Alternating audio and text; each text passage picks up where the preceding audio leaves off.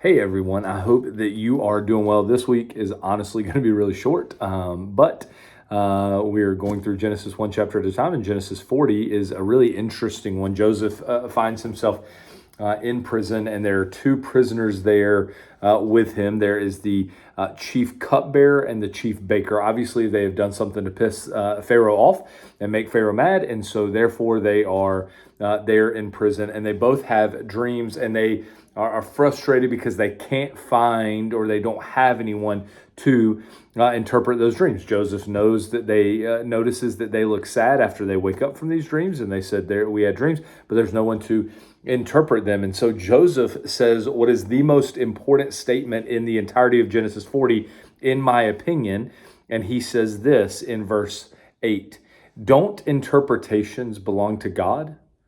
Tell me your dreams." I love this because Joseph doesn't try to say that he is a dream interpreter.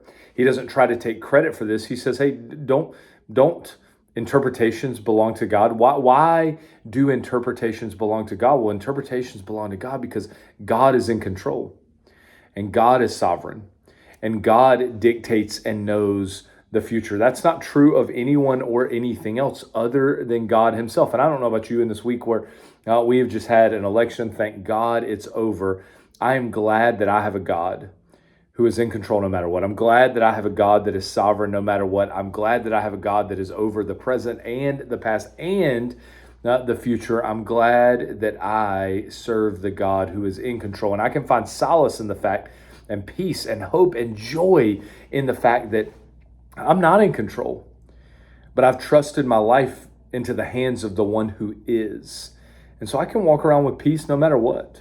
I can walk around with joy and hope that is not dependent on my circumstances. It's not dependent on something happening in my life. It's not dependent on who wins the presidential election. It's not dependent on that because I'm not in control of any of the. One of the most freeing things in my life, when I've experienced the most bondage in my life, is when I've tried to control or be in control or let my life be dictated by things I can't control. But if I'm willing to let those things go and say, I know that God is the one in control and I'm not, it just sets me free. And so Joseph knows that he's not the one that can interpret dreams, but he knows who the one is. And so our jobs in life are just like Joseph. It's to point to God. Hey, this is not about me. I can't do this, but God can through me. God can use me in this way. And so he has confidence in God. He has trust in God.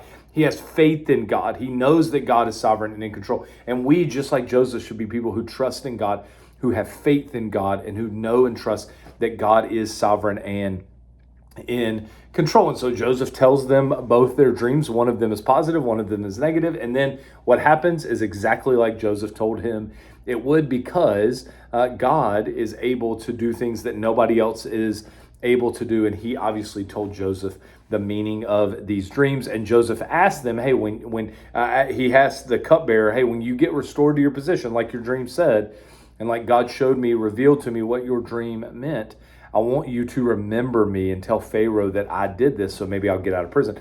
But then Genesis 40 ends with this sad news, yet the chief cupbearer did not remember Joseph. He forgot him. And so even when we lean into God, even when we trust in God, even when we give glory to God and tell other people about God and we trust that God is in control, we don't just have to trust God is in control in good times, right? Sometimes our circumstances are still bad. I mean, Joseph did all of this, but yet he still remained in prison. He was forgotten.